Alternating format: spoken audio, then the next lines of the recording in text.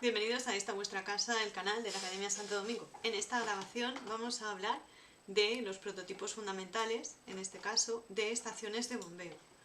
Bien, vale. Vamos a ver en este caso bombas. Una bomba es un dispositivo, o es una máquina, o bien un artefacto para elevar el agua de un líquido a otro, y lo que hacemos es darle, en este caso, impulso a través de una dirección determinada. Técnicamente sería una máquina, en este caso, hidráulica, es decir, transformación de energía, en este caso accionada es energía mecánica, en energía hidráulica. También tenemos la peculiaridad de que se mueve, en este caso, la hidráulica del fluido y que el fluido es incomprensible, es decir, que puede ser o líquido, o gas, o sólido. Al incrementar la energía de este fluido se aumenta también la presión, la velocidad y la altura, y todo está relacionado con la bomba, en este caso con el trinomio de las ecuaciones de Bernoulli. Desde la antigüedad ya apreciábamos los tornillos de Arquímedes en el siglo III, por ejemplo, antes de Cristo, y este sistema ha sido utilizado anteriormente, por ejemplo, por el rey de Siria, etcétera, etcétera. Luego, pues existen diferentes tipos de bombas, desde el siglo XVIII se han encontrado, bombas de vacío, bombas de agua, de desplazamiento, etc.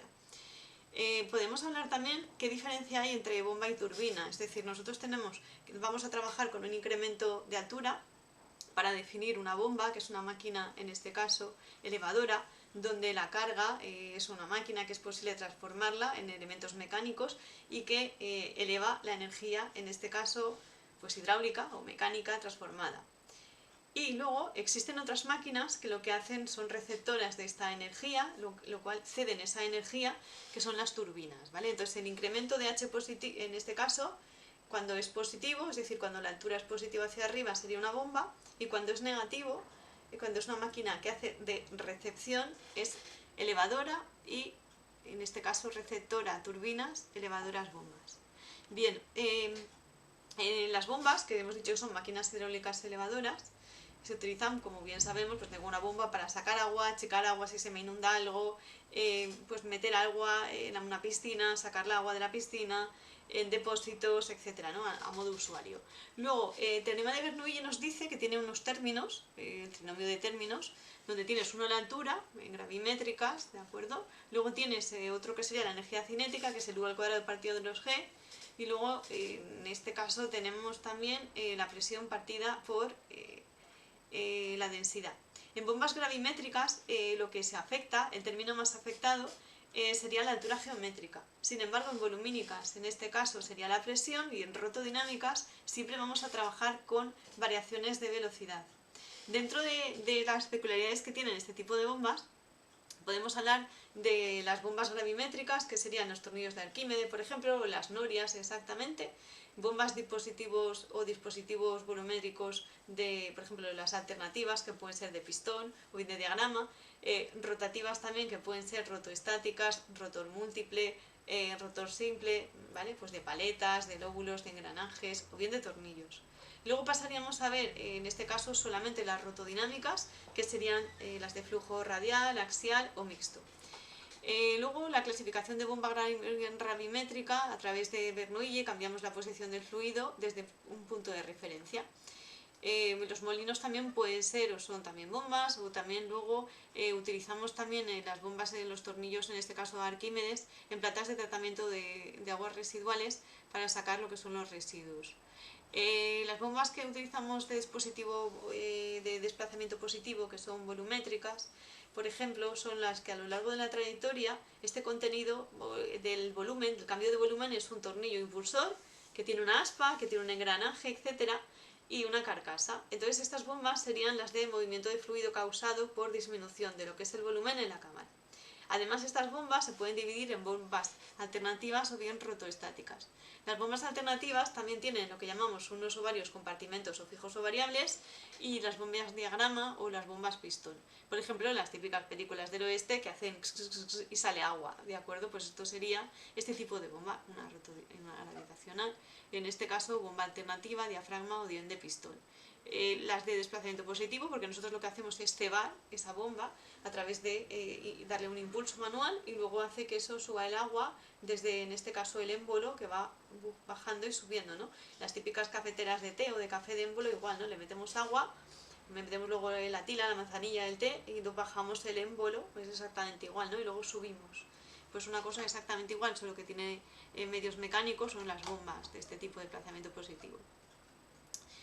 Las rotoestáticas en este caso son las bombas de alta presión, como paletas, bombas, ¿no? Las que tenemos en las entradas de las compuertas de presas, por ejemplo, que son las llamadas lentejas, ¿no? Que suben y bajan y van accionadas o bien mecánicamente o en este caso manualmente. Están compuestas por bombas de engranajes o bombas de tornillo. Luego tenemos también las bombas de lóbulo, las bombas de engranajes, las rotor simple, rotodinámicas. La peculiaridad que tienen las bombas rotodinámicas es que el principio de funcionamiento es el intercambio de cantidad de movimiento a través de un fluido por la posición rotativa de lo que son sus rodetes o alaves. No hay algunos que vimos que tenían forma en este caso de cuchara, hay otros que no, que son más lisos o paleta, y a partir de ahí clasificamos lo que es la trayectoria. En las bombas de flujo radial o centrífugas el movimiento tiene una trayectoria perpendicular. Las de axiales son canales, trayectorias contenidas dentro de un cilindro. Las de flujo mixto en este caso son forma de rodete con trayectoria de partícula cónica. Y luego los tipos de las diferentes características o diferentes alturas que proporcionan este tipo de flujo y la situación que tenemos entre medias. Si pasamos a ver un poco los componentes, como son el famoso caracol, que es la envolvente que dentro está los dispositivos de la bomba, pues tenemos lo que es el dispositivo de entrada, donde entra el caudal, un difusor, el anillo de desgaste, cómo van la empacatadura, etcétera, ¿no? Entonces tenemos la tubería de aspiración, donde tenemos una brida, que a partir de ahí pues esa tubería pues abastece de agua a la bomba. El rodete sería el elemento móvil de la bomba, que es solidario al eje del motor. Está formado también por alaves. El líquido que penetra en la tubería de aspiración al rodete experimenta un cambio de dirección más o menos brusco y en este caso también permanece axial o adquiere una aceleración. Luego pasaríamos a ver qué es la carcasa, que es lo que el caracol, la pieza que rodea todas las, en este caso al rodete para recoger el fluido que atraviesa los alaves. El difusor también está al final de la carcasa, donde proviene el rodete y se orienta siempre hacia la brida o hacia donde esté la impulsión de la bomba. Luego tenemos, si tenemos bombas un poco más grandes, ¿no? Tenemos la carcasa del motor, el forro del motor o del lado de ellos, la carcasa de aspiración del fluido, etc. Luego pasaríamos a ver, bueno, hay varios vídeos en internet que os recomiendo sobre cómo se fabrican bombas en la empresa Neohlux, por ejemplo, de Holanda, que son bastante interesantes, donde te explica todo. Entonces ahí os he mandado un cuadro de explicación para explicar las diferentes características, dependiendo si queremos tener más carga, más caudal o tenemos contenido, por ejemplo, de sustancias sólidas, por ejemplo, ¿no? Entonces tenemos desde las bombas de tornillo, ¿no? Donde tenemos un alto caudal, por ejemplo, o las alternativas que tendrá un bajo caudal. Las rotodinámicas, por ejemplo, el caudal puede ser bajo, medio, o las bombas de chorro. Luego también podemos tener la bomba de acceso al aire, etcétera, ¿no? Entonces, las aplicaciones, en este caso, que puede tener la bomba de tornillo, por ejemplo, pues los líquidos o flóculos, por ejemplo, pues bomba de tornillo. Ahora, alternativa o recíproca, pues serían flujos vistosos o perforaciones ineficientes. La de rotor helicoidal, pues serían desplazamientos positivos con líquidos o materias en suspensiones, por ejemplo, para pozos de abastecimiento. Las rotodinámicas, pues en este caso, los bombeos limpios, de aguas residuales, con capacidad para desintegrar productos sólidos, ¿vale? Entonces, insisto, en pozos de abastecimiento, una de rotor helicoidal, y luego ya cuando ya pasamos a, en este caso serían las aguas negras o las fecales, y ya pasaríamos a, en este caso, rotodinámicas con las bombas residuales. La bomba de chorro, por ejemplo, para extracción de en este caso, piscinas, etcétera, ¿no? Entonces esta tiene, el caudal sería poco y la carga también. Y luego las más interesantes, la bomba, por ejemplo, de ascenso al aire, es una bomba con pozos de gran cantidad de arena y sedimentos, porque si no es ineficiente. Luego la de chorro también trabaja combinada con la centrífuga, depende si son penetraciones, si estamos en una mina, etcétera, ¿no? El caso más general sería la aspiración en este caso de la bomba y la impulsión es donde desciende la bomba hasta en este caso la aspiración es coge el agua, aspira, ¿vale? Luego la sube por arriba y luego tenemos el depósito en este caso donde tiene que estar el final y el principio. Consideremos las siguientes alturas de elevación. Pues la altura, este es importante, ya que suele ser pregunta de examen. ¿Cuáles son las alturas de aspiración de una bomba? Si os fijáis, dependiendo de cómo estén divididas los conceptos, tenemos dos partes. Las alturas, en este caso geométricas, y las manométricas. Dentro de las geométricas tendremos de impulsión y de aspiración, y las manométricas y elevación, que es la suma de los dos, ahora explico. Y luego dentro de las manométricas tenemos también las de aspiración y las de impulsión. En las alturas geométricas de aspiración, la distancia vertical que existe entre la bomba y el nivel inferior del agua sería el h sub a, y luego la impulsión sería igual a la distancia vertical que existe entre el nivel superior del agua y el eje de la bomba. Cuando pasamos a la altura geométrica de elevación, es la distancia vertical que existe entre el límite superior e inferior del agua. Sigue siendo geométrica, ¿vale? Tenemos tres. Geométrica de aspiración, de elevación, en este caso de impulsión, de aspiración y de elevación, geométricas todas. Distancias verticales entre la parte del nivel superior del agua y la parte más baja del agua. Y luego pasaríamos a ver a las manométricas. La manométrica puede ser de aspiración, que es igual a la altura geométrica, en este caso más las pérdidas de carga de la tubería. La altura manométrica de impulsión, que es igual a la altura geométrica más las cargas de la tubería de impulsión, etc., ¿no? Entonces la manométrica es la altura geométrica más las pérdidas de carga. Y la geométrica simplemente es la distancia desde el punto al eje de la bomba y desde el punto al nivel inferior del agua, ¿vale? Entonces eso. Y luego también la altura manométrica total, que sería la suma de las manométricas tanto de aspiración como de impulsión. Normalmente las alturas, tanto manométricas como geométricas, te las da normalmente el constructor de la bomba. Es decir, la empresa a quien le compras la bomba, pues tú le dices qué características quieres, para qué es, y ellos te diseñan la bomba que tú necesitas o te mandan un catálogo de bombas con cuáles son las más recomendables para tu caso de uso, ¿de acuerdo? Entonces ellos ya te calculan, pues depende de qué caudal necesites o qué altura vamos a sobre tal, o si es una turbina, o si va a estar en este caso pues enterrada o si no, etcétera, ¿de acuerdo? Bien, las pérdidas de carga, nosotros tenemos la altura, bueno, hemos hecho un dibujo, que esto lo he pasado en clase, con la altura de impulsión, de aspiración y las válvulas que existen. En instalación en carga, como ya hemos visto, cuando en este caso el incremento de las alturas, en este caso, pues los dos términos, que sería la altura del nivel de líquido de depósito en aspiración e impulso se restan, cuando la bomba en este caso actúa como una turbina, y luego cuando son positivas y se suman, que actúa en este caso pues como una bomba. Hemos dicho que una parte sería la transformación de energía mecánica en aspiración o en impulsión. La potencia útil de una bomba es la energía suministrada en un tiempo. La potencia está dada por el caudal, en este caso el peso específico y por la altura manométrica siempre. Y la altura manométrica es la altura donde nosotros tenemos la diferencia de cotas del agua, ¿vale? Y luego también hay otra fórmula que dependerá también si estamos hablando de cómo estemos utilizando las unidades, si son caballos de vapor o son vatios, que nos dice que la potencia útil es la capacidad de la bomba por el peso específico que se mide de 1 litro de agua en 1 kilo, y luego la altura manométrica. Bien, las distancias en este caso suministradas por la bomba o potencia útil debe ser inferior a la que necesitamos para mover la bomba. En este caso es el rendimiento. Cuando tenemos un rendimiento es igual a la potencia útil partido por potencia del eje. Las pérdidas de energía en el interior de una bomba, tenemos pérdidas hidráulicas debidas al rozamiento del fluido. Las volumínicas de hecho depende del rodete cómo se mueva en la parte superior e inferior y cuáles sean sus fugas. Las pérdidas de energía en el interior de una bomba pueden ser hidráulicas por el rozamiento del fluido. Las pérdidas de volumen también se deben al hecho que el rodete se mueve desde el exterior y luego a la bomba existen una serie de fugas del caudal. Y luego las pérdidas mecánicas están producidas por el rozamiento del eje de la bomba con la periferia.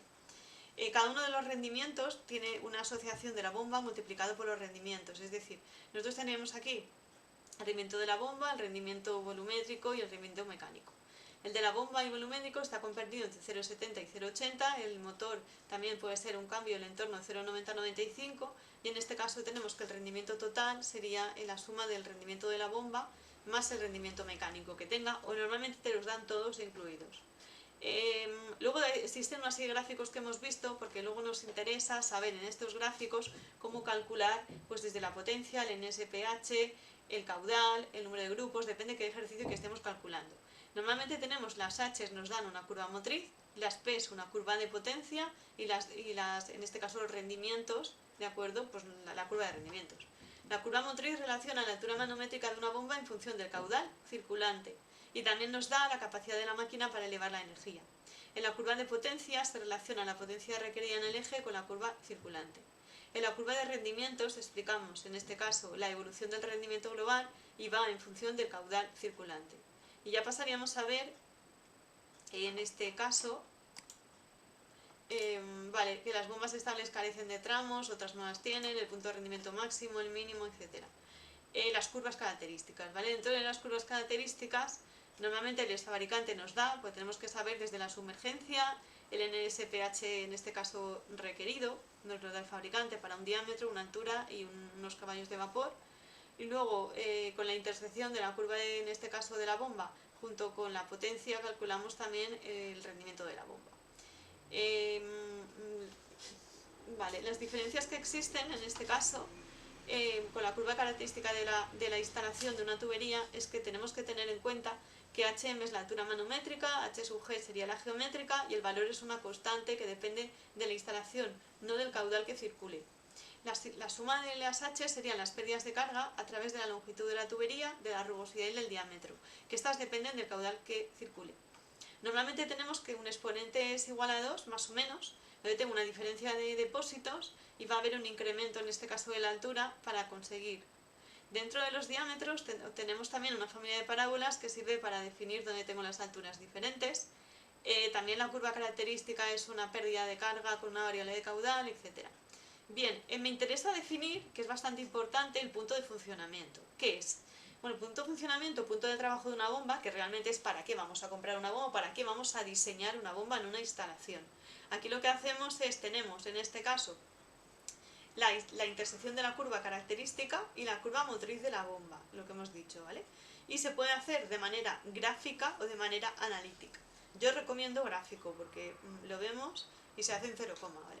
El punto de funcionamiento es la altura desarrollada por la bomba para un determinado caudal.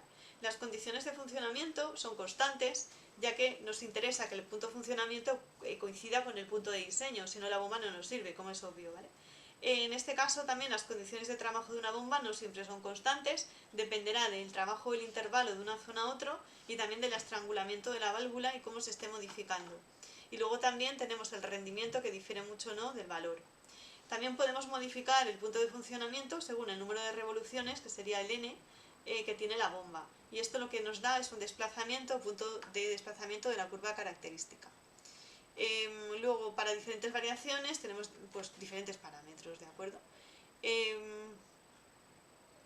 Vale, entonces lo que quería saber es eso, la curva de desplazamiento, tal. Vale, las bombas en este caso, una vez que hemos visto las curvas de funcionamiento, vamos a ver que existen bombas, en este caso de acoplamiento, bueno, tengo aquí la chuleta, ¿vale? Grupos de bomba en paralelo, en este caso, y vamos a ver las condicionantes cuando tenemos diferentes etapas y diferentes variantes, ¿vale? Las bombas en paralelo se verifican cuando los caudales de impulsión de cada bomba se unen a la salida de las bombas. Es decir, las aspiraciones son independientes. Luego tendríamos la suma, en este caso, de los caudales y que las alturas en todo momento de las bombas en paralelo son iguales.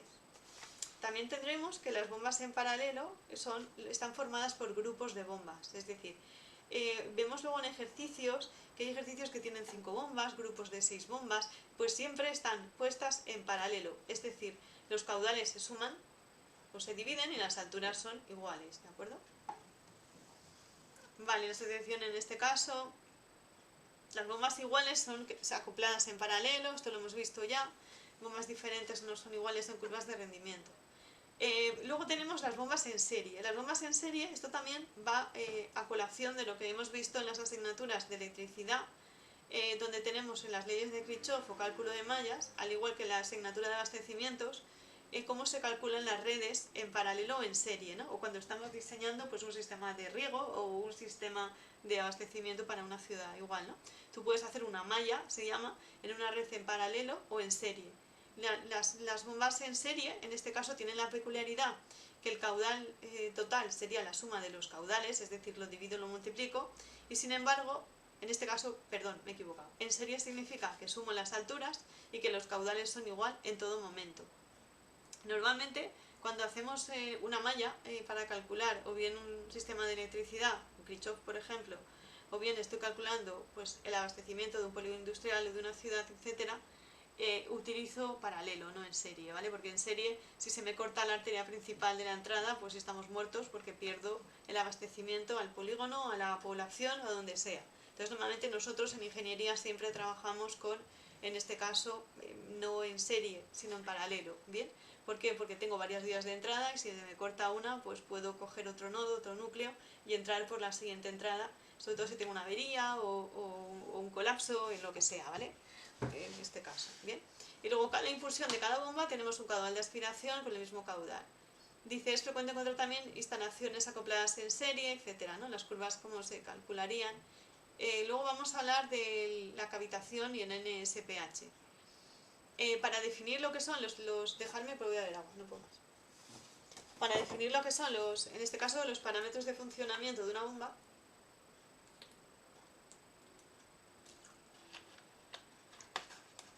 bien, tenemos los siguientes casos. Una cosa sería la presión atmosférica, otra la presión manométrica y luego el punto de vacío, ¿bien? La presión atmosférica es la que estamos todos en la atmósfera, la manométrica es la que está por encima y el punto de vacío está por debajo. La presión manométrica es en este caso atmosférica. Normalmente si lo mides se puede medir en atmósferas o es 160 miligramos de, en este caso hidrógeno, iba a decir, Hg. Vale, y luego tenemos lo que es la temperatura a cero específico. Entonces la suma de la presión manométrica y la barométrica es la absoluta. Luego, la barométrica, insisto,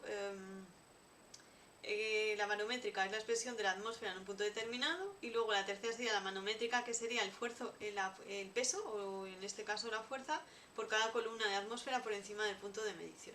Vale, ¿qué es cavitar? ¿Vale? Nosotros cuando tenemos una tubería de aspiración, en la mayoría de los casos, la bomba debe ser mayor en la presión del vapor que el líquido y esto provoca que la aspiración del líquido esté en ebullición, es decir, que se produzca una evaporación y se llama esta evaporación cavitar. Lo que hace esta elevación de la temperatura o este fenómeno de estas burbujas es que se impida la circulación fluida por a cambio de la bomba y por las tuberías de los líquidos y luego si se sigue avanzando y se sigue incrementando esta temperatura pues puede llegar a explotar en este caso pues el sistema que tengamos. El NPSH, el Near Positive Suction Air, es la diferencia entre la presión de entrada de la bomba y el vapor del líquido, ¿vale? Diferencia entre entre la presión de entrada y la presión del líquido y se mide en metros y también se conoce como altura o carga neta positiva de aspiración. Nosotros tenemos una succión y luego una descarga. Y entonces existen dos tipos, que es lo que hemos visto. Una nos la da el fabricante y otra lo calculamos a través del gráfico que nos da el fabricante, que están las características como el punto de funcionamiento de la bomba. En este caso, los dos tipos serían el requerido y el disponible. En NSPH requerido, que es el mínimo que se necesita para evitar que cavite y dependerá del diseño que hemos empleado en la bomba, por lo cual este dato nos lo da siempre el fabricante. Y el disponible depende de cómo nosotros diseñemos la instalación y cómo tiene que ser el líquido que utilizo para bombearla. En este caso, normalmente el disponible debe ser mayor que el requerido, ¿de acuerdo? Es decir, yo tengo que diseñar una instalación con suficiente NSPH disponible para que no se me quede corto, ¿vale? Y no cavite. Esto era un poco la idea fundamental. Para el cálculo práctico, nosotros luego al modo ingenieril nos pueden dar unas tablas con diferentes temperaturas, etcétera, ¿no? Que nosotros tenemos que empezar a aguar. Luego, también en el SPH podemos dar dos situaciones, que la bomba esté por encima del nivel de aspiración, que en este caso la altura de succión tendría un signo negativo, o bien que la bomba esté por debajo del nivel de aspiración, que en este caso la succión de carga tiene un signo positivo. Luego la fórmula genérica sería el NSPH, en este caso disponible, sería Z, que es la cota de la altura donde estemos situados, la presión presión inicial menos presión final, partido entre la densidad por la gravedad menos las pérdidas en este caso de carga de la aspiración, el incremento de H de aspiración. Luego también existen columnas de fricción que son los equivalentes a un bombeo, donde tenemos tuberías y válvulas diferentes y también pérdidas de accesorios tales como las cargas y las velocidades. Tenemos por ejemplo el H, que es una carga, que es una columna de fricción, y luego las longitudes equivalentes en diferentes piezas especiales, como pueden ser codos de 40, de 50, de 90, las válvulas de globo, las tuberías, las salidas, las válvulas de pie, etc. Entonces, cuando hablamos de pérdidas de tuberías, nos iríamos directamente, según la ingeniería que estamos utilizando, a las ecuaciones de Darcy-Weisbach, cuya solución se hace iterando. ¿Bien? Entonces, el Darcy-Weisbach lo que nos dice es que el caudal es igual a 0,28, en este caso por el coeficiente de fricción y por el diámetro de la tubería elevado a 2,63 por la pérdida de carga elevado a 0,54. Y luego vamos a utilizar la famosa ecuación de nuestro amigo Manning, ¿bien? Que esta la utilizamos para todo, es muy socorrida. Pues sería igual, la ecuación sería 1 partido entre n por el radio hidráulico elevado a 2/3 y por la pérdida de carga elevada a 1/2, ¿bien? No nos olvidemos que el radio hidráulico, en este caso, ¿vale? Que sería el área partido por el perímetro mojado, depende como en canales, cuando estamos corriendo un canal. Bien, la velocidad específica de una bomba también se nos puede dar en revoluciones por minuto, por ejemplo, y luego las condiciones de que es 1 metro cúbico de caudal ascendiendo a 1 metro de distancia en altura, que es un poco digamos, el estafo requisito con el cual vamos a empezar a funcionar. La expresión que se permite en este caso tenemos la velocidad específica representada en bombas por el ns, esto lo vimos en clase, que es igual a n por la raíz cuadrada de q partido entre h 3/4, que es la altura manométrica de la bomba. Luego también dependerá cómo sea esta velocidad específica, también calcularíamos el caudal, la altura y la máxima eficiencia. La velocidad específica se calcularía con un único rodete, que en este caso se tiene en cuenta en bombas con rodetes o bombas en serio, donde tenemos bombas de doble succión, que están unidas por la espalda, o de 2 pasos, que tienes una impulsión. Luego pasaríamos a ver, pues bueno, diferentes métodos para calcular la velocidad, el caudal y la carga, ¿no? Que serían los importantes, la relación importante. En este caso vamos a ver cómo varía el caudal con pues la velocidad, la altura con la velocidad y la potencia, en este caso, con la velocidad. N es la velocidad nominal del rodete, ¿vale? Entonces con la velocidad nominal del rodete, que te la da normalmente en revoluciones por minuto, veremos cómo varía el caudal, cómo varía la altura y cómo varía en este caso la presión. Bien, para dos velocidades de funcionamiento diferentes se tiene que cumplir que diferentes caudales, es decir, que Q1 es 1, es decir, la velocidad del rodete de la primera es el caudal de la primera y del rodete de la segunda es igual al caudal de la segunda. Bien, que la altura también de la primera es igual a la velocidad del rodete al cuadrado, la altura de la segunda sería la velocidad del rodete al cuadrado. Y luego con, en este caso, el punto de funcionamiento, que sería la potencia, el P, tenemos que la potencia es igual a la velocidad al cubo de una y la potencia sería igual a la velocidad al cubo de otra. Luego también tenemos los caudales con las velocidades va en término 1, las alturas con las velocidades va en término cuadrado y la potencia con la velocidad va en término cúbico. ¿Bien?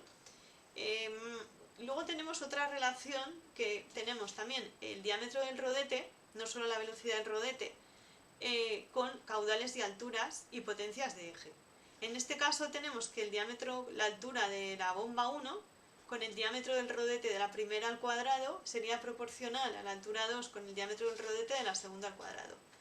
Luego el caudal sería el diámetro cúbico de una, el caudal de la 1 con el diámetro cúbico de la 1 y el caudal de la 2 con el diámetro cúbico de la 2. Y luego la potencia está relacionada con el diámetro a la quinta de la 1 y la potencia 2 con el diámetro a la quinta de la 2, ¿vale? En este caso, luego vamos a relacionar diámetros con altura, caudal y potencia. Y en el caso anterior, si os fijáis, hemos relacionado también, en este caso, velocidad específica del rodete, que es la n, con caudal, altura y potencia, ¿no? Que son las fórmulas cortitas que nos van a servir luego para hacer ejercicios. Las relaciones que se establecen se conocen como, en este caso, las bombas análogas. Sería el caudal de la primera por la velocidad al cuadrado de la primera por el diámetro al cuadrado de la primera. Luego, la altura, en este caso, ¿vale? Con la altura de la segunda por la velocidad al cuadrado de la segunda, diámetro cuadrado de la segunda. Con los caudales tendríamos que las velocidades no van al cuadrado, pero los diámetros van al cubo, porque lo que hacemos es sumar las fórmulas, las dos que hemos visto antes, las que relacionan caudal, en este caso, con altura y con potencia. Pasaríamos a ver cómo se relacionan entre sí las velocidades con los diámetros y se quedaría la fórmula diferentes. Primero las alturas, luego con los caudales y luego con las potencias. Con las alturas hemos dicho, ¿vale?, que la velocidad iría al cuadrado y el diámetro va al cuadrado. Sin embargo, con el caudal la velocidad no tiene cuadrado y el diámetro va al cubo, y con la potencia la velocidad va al cubo y el diámetro va a la quinta, ¿vale? Esto, insisto, es la suma de las ecuaciones que hemos visto antes, cómo nos da el resultado, y hay que saberse de memoria. Bien, luego hemos visto ejercicios de clase, que esto es un vídeo explicativo de teoría que no voy a ver aquí.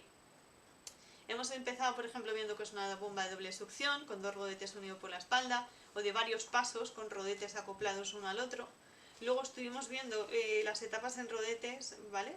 Son siempre en serie, y que el número de pasos es equivalente al número de grupos, ¿vale? Y las bombas en este caso, normalmente según el número de bombas que van en paralelo, ¿vale? Vale. Luego, los motivos típicos. Lo que buscamos normalmente es la pérdida de carga en la impulsión, ¿vale? Si hay 2 conducciones, pues se divide entre 2, si hay 3 se divide entre 3. ¿Qué divido entre 3 y qué divido entre 2? El caudal. De acuerdo, entonces vimos una serie de ejercicios que están cogidos de este libro que os recomiendo, ¿de acuerdo? Problemas de hidráulica, en este caso, de Alfredo Granados, que es el que utilizamos, ¿bien?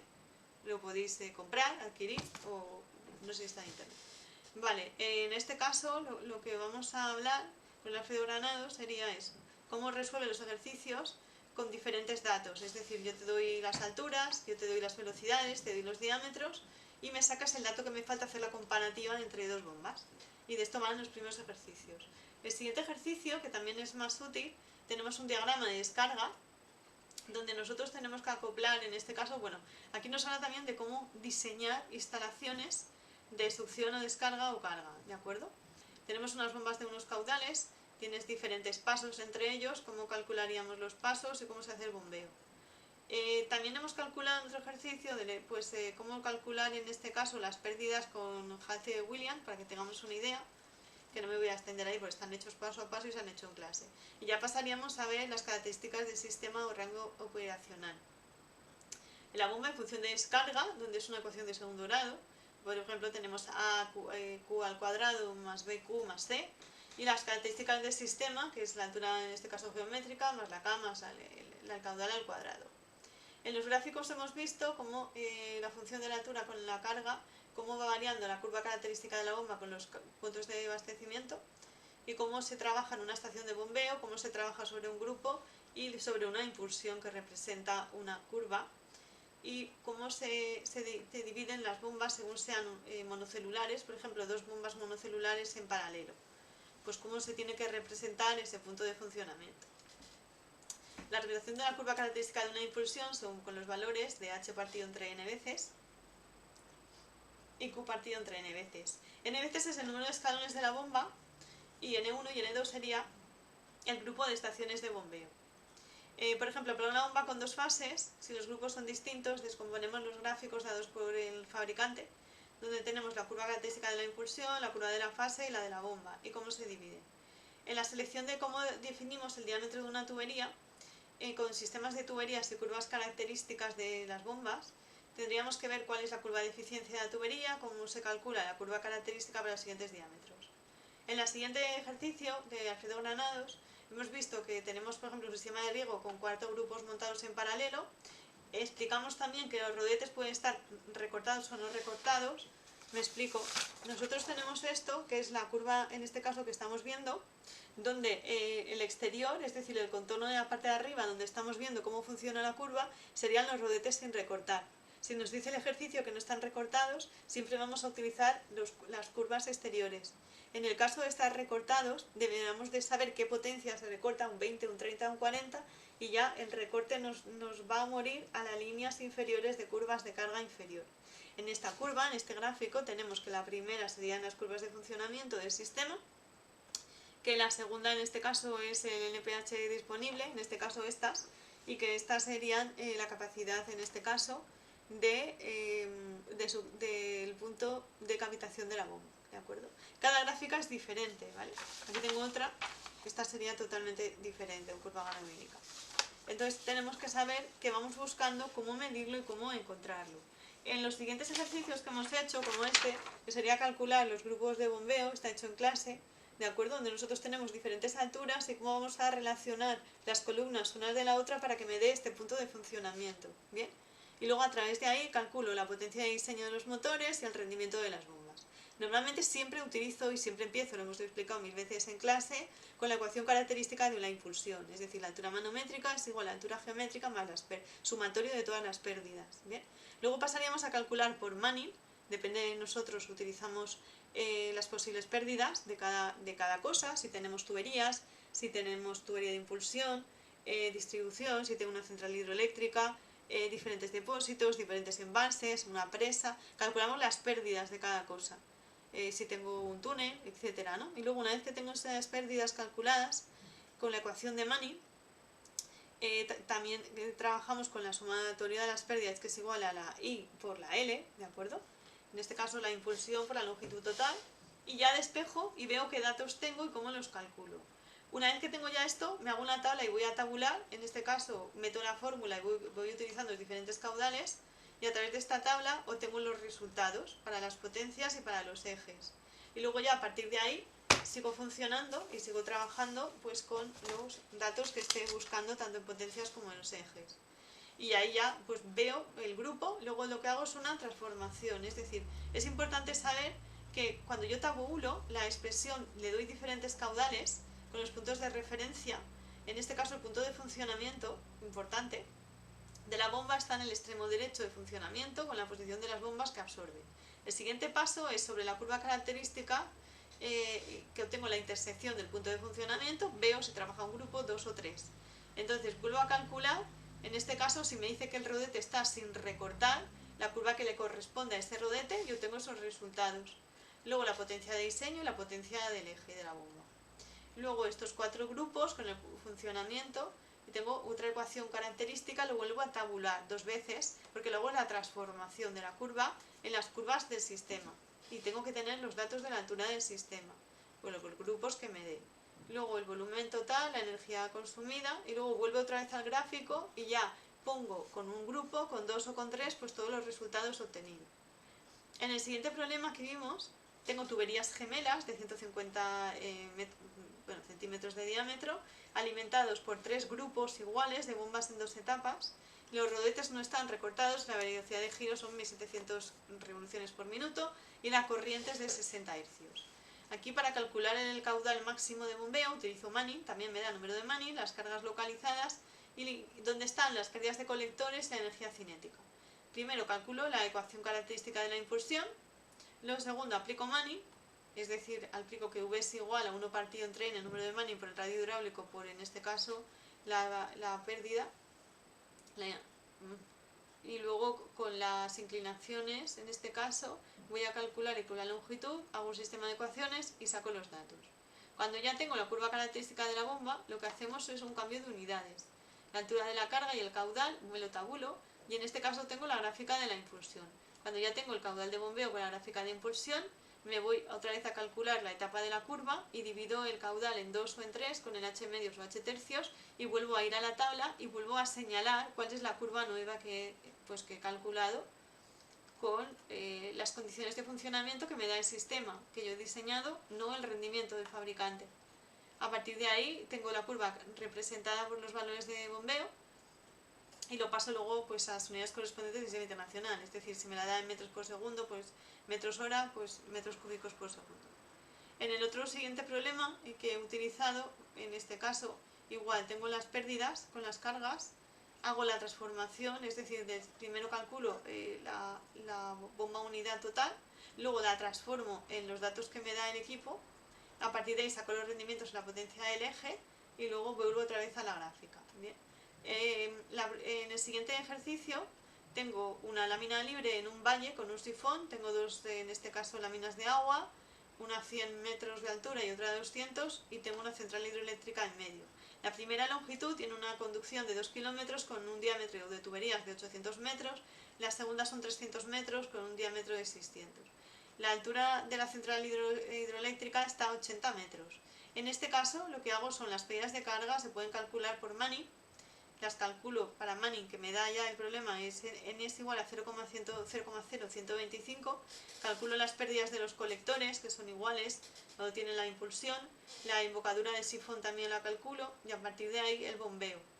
También debo determinar la configuración de esta estación según el diámetro de rodetes, las fases de las bombas y el número de grupos. de forma que el consumo energético sea mínimo. Es decir, cuando circula el caudal que te da el ejercicio son los 700 y tienes luego que comprobarlo. Calculamos en este caso la curva característica desde la embocadura, las pérdidas de cargas de Manning, y luego cuando ya tengo calculadas la curva característica de esta infusión, calcularía en este caso la configuración del bombeo. En este caso el ejercicio me dice que el bombeo serían 700 litros por segundo, que lo paso a metros cúbicos hora, que serían los 700 dan 2520, y con este valor entro en la curva característica y me da una altura. Luego esa altura, que es igual, en este caso, en primer lugar, los grupos en paralelos que son necesarios para la instalación. Si tengo de 3 grupos el caudal que debe suministrar la bomba, pues dividiré el total que me ha dado luego la forma de Manning dividido entre 3. Y si dispusiera de 4 grupos, sería dividido entre 4. No podemos suponer más o menos grupos porque el rendimiento en ese caso se nos complica, es peor. Entonces me quedo entre 3 y 4. El número de etapas de cada grupo, es decir, los rodetes van en serie, se puede disponer de 3. Luego la altura sería la altura final, 130 dividido entre 3, que sería 43,6, o bien poner 4. Luego la altura en este caso lo hago con 3 y con 4. Sigo en este caso viendo que no tienes otra posibilidad que el número de rodetes para el funcionamiento que sale en este caso. Luego combinas el número de grupos con el número de etapas y los 4 posibles grupos de funcionamiento sobre la curva unitaria. El mejor rendimiento sería configurar 3 grupos, 3 etapas y el rodete dará pues eso. Luego comprobar que la central dispone de la altura actual de las bombas. En nivel de la fábrica teníamos con la tabla, sacamos en este caso la presión inicial y la presión de vapor con las tablas que te da. Si la temperatura ambiente es 20, estamos acotada a 200, la saco. Sustituyo en la ecuación el NSH disponible y requerido y ya lo tengo. Luego el término correspondiente tendría un valor de 10 y luego los términos de la temperatura del agua afectarán a los valores indicados. Según las siguientes tablas, el NPH tal está en torno a 5 metros y el disponible que sería el más correcto. Siguiente problema nos da una altura de elevación de 200 con una lámina de agua constante con características adjuntas y filocemento de 500. Con la longitud hasta la chimenea de equilibrio, que son 150, desde que se conduce agua a la balsa de regulación de la tubería y tenemos el croquis. Entonces, en la ejecución se dice poner un orden de la finca, aprovecha una infraestructura, un diámetro y derivación del caudal de la chimenea y el equipo finaliza con un depósito de distribución de la mina de agua. Aquí lo que hacemos en este caso es lo primero, igual, ¿no? Calculo la ecuación total de la conducción de la balsa, que es de aspiración. Las pérdidas de carga serían con la fórmula de Manning. Y después de esto tenemos que tener en cuenta que aplicando Manning también nos sale con la pérdida de carga V es igual a 1 partido entre N por el radio hidráulico por en este caso la profundidad elevado a un medio y luego que el incremento de H es igual a I por L. Relacionamos también las fórmulas y me da el incremento de H y me da la altura total. La curva de característica, que ya la tengo, cuando ya la tengo aplico Bernoulli entre la base y el depósito porque tengo que tener un sistema de ecuaciones. Supongo que el caudal total es igual a la suma de las dos balsas, con lo cual, aplicando Bernoulli, resuelvo el sistema de ecuaciones. Con estas ecuaciones que ya he resuelto, me vuelvo a hacer una tabla para saber cuáles son mis datos transformados para poder ir a la tabla original, al gráfico. En esta tabla ponemos los caudales originales, el caudal de un grupo y de dos, en 2 veces 1 y luego las diferentes alturas. Representando esta tabla, la intersección de la curva característica y nos da en este caso el punto de funcionamiento. La cuota del agua de la chimenea en equilibrio en este caso sería pues 154. Vale, otra cosa, ¿cómo seleccionar la tubería más económica? Cuando estoy dimensionando una infusión, el problema que tengo interrelacionando el equipo de bombeo con las velocidades serían los grandes costes de tuberías y de cargas. En este caso es contrario a la tubería el coste de las cargas. La tubería más económica tiene una composición de costes y el bombeo sería, en este caso, de la tabla, donde tenemos el coste total, que es como una especie, bueno, es una parábola abierta, donde tengo el coste de la bomba, en este caso más de la instalación, porque tenemos dos cosas, lo que es el bombeo y el mantenimiento, o sea, lo que son los equipos de bombeo, y luego pues el resto serían las instalaciones que tiene, la hora civil para meter la caseta que tengo que hacer, ¿no? Para meter lo que son los equipos de bombeo, las tuberías, etcétera, ¿no? Mano de obra, etcétera, ¿no? Todo eso como dos divididos. Los costes de la instalación y los costes del bombeo. La suma de los dos nos da el coste total. Costo de la tubería y costo de la bomba. Luego el diámetro óptimo sería, en este caso, una fase preliminar, utilizando también la fórmula de Ores para proporcionar valores adecuados en instalaciones pequeñas. Para ello lo que hago con la fórmula de Ores nos dice que el diámetro es igual a K, que es un coeficiente que depende del régimen del trabajo, más o menos varía de 0,7 a 1,6. Normalmente utilizo que K es igual a 1,35 por la raíz del caudal bombeado. Y en este caso en operación continua, y si en este caso la fórmula de Ores no opera continua, la K es igual a horas de bombeo, sería T es igual a 1,6 por X al cuadrado. Y con esto ya lo tengo. En el siguiente problema es abastecimiento de una población con un rendimiento, con unos habitantes y con un caudal de bombeo. Los costos de la tubería en la zanja que te los doy, y a partir de ahí me dices calcular en este caso el plazo de amortización para 50 años, el coste total del kilovatio hora, que son 600 euros, los equipos de bombeo para un periodo de amortización de 20 años, donde el mantenimiento sería un 3%. El precio del kilovatio hora es de 0,09 y la tasa de autorización del 4%. Primero, tenemos que calcular el caudal de la tubería de consumo diario, esto lo vimos en abastecimientos hidráulicos, que sean los 30.000 por los 250 habitantes por 10 a la menos 3, partidos de 24 por 3.600. A partir de ahí utilizo Manning para calcular las pérdidas localizadas de metro para las pérdidas de carga unitaria sería por metro de construcción, y Manning nos dice las pérdidas localizadas. Calculo Manning y me da los diferentes diámetros y lo calculo para los tres, 0,35, 0,40 y 45. A partir de ahí calculo la potencia en el eje, luego la potencia total de la bomba y el coste de la potencia instalada. En este caso el consumo de un año total serán 8.760 horas y el coste que tiene que tener según cada kilovatio hora es 0,09. Con las tablas que tengo multiplico una tabla por otra por el coste y ya me da el consumo. Vale. Bien, luego la anualidad es la amortización de la cantidad constante, que es igual a capital por rédito 1 más t al cuadrado más 1, la tasa de actualización de la instalación y, bueno, y el coste de mantenimiento de esta, y el diámetro más importante. Luego ya pasaríamos a ver un poco qué son las tomas de fondo o las tomas directas que se utilizan en muelles de toma o plataformas o embalses. Las torres de toma, estuvimos viendo también una baliza, el sistema de limpieza, los anclajes, las rejas, etcétera, por estructuras elevadas de techo o de río, con la aducción de las épocas bajas o altas de estas tuberías y que cuentan con compuertas, dispositivos de limpieza y bien de accionamiento. También las plataformas flotantes, tanto en ríos como en embalses, con grandes fluctuaciones de nivel o niveles diferentes o márgenes diferentes. Las tomas de transversal del río, tales como las rejas, que son recomendables para zonas de montaña con muros transversales, la toma lateral en derivación cuando éstas tienen un estiaje prolongado, disipadores de energía, las tomas al margen de un río de forma directa o cámara de bombeo, la otra conducción incorpora cámara de agua, las del canal en paralelo también para vincular el punto de aguas arriba, aguas abajo, y luego la toma tipo coanda. La toma tipo coanda es un dispositivo, luego tiene autolimpieza, donde tenemos un pequeño canal donde fluye en este caso la salida, y hacemos que el agua no se retenga y que además tenga una velocidad de flujo bastante importante. Bien, luego vamos a ver el bombeo alternativo en las plantas de tratamiento. El flujo de gravedad no es posible, es que hay mosquitos, o sea, se encuentra debajo del nivel de entrega de este bombeo y existen además después del agua pues sedimentos o cuerpos flotantes donde el agua desde la cámara es bombeada hacia la red. Las cámaras además pueden ser de varios tipos, como cámara húmeda, el wet-wet, que es una disposición económica y usada, o bien en este caso cámara seca, que sería el Beham, que es la forma de campana, para un nivel de horizontalidad más importante, y ya depende cómo tengamos diseñada esta estación de bombeo, pondremos una u otra o cuál es el requisito, cuál es el uso, ¿vale?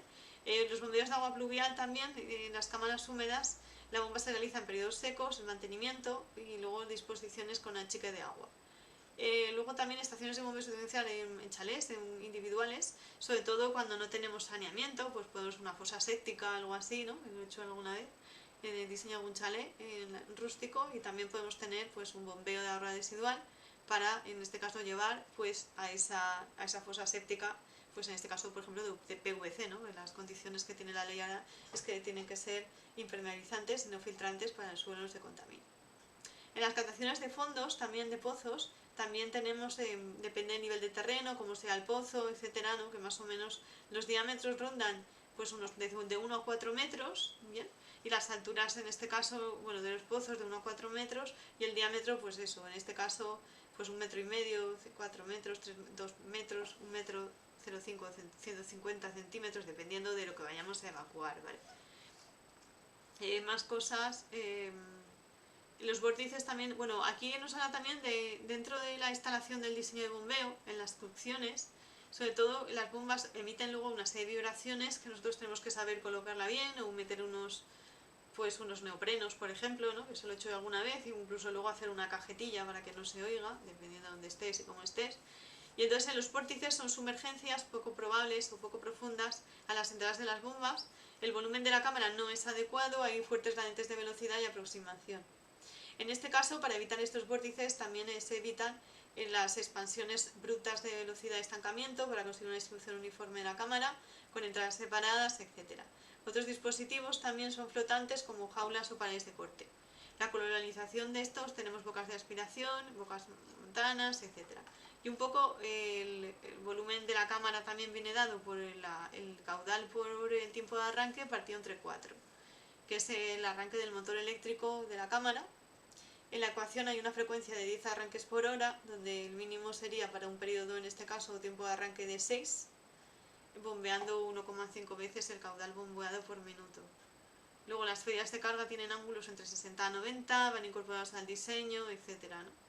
Luego pasamos a ver también estaciones de bombeo, que es verdad que tenemos que poner los puentes grúa o polipastros para poder mover estas estaciones o estas grúas. Y luego las recomendaciones para terminar de diseñar una estación de bombeo. Pues cómo se tienen que colocar las tuberías para luego, en este caso las bombas, en paralelo, con una distancia suficiente para que acceda un operario, se repare algo y se vuelva a salir y entrar. Las tuberías de succión además como deben de ser, los pies de bomba, los codos, las reducciones, las válvulas, etc. Los equipos de bombeo también y los accesorios según el tramo de tubería, según la válvula check o la válvula de compuerta. Las descargas de bombas eléctricas o no, por parte del sifón, y etcétera, ¿no? Y luego el ejercicio, pues por ejemplo el diseño de una cámara de bombeo y cómo se utilizaría. Y esto es un poco todo lo que quería ver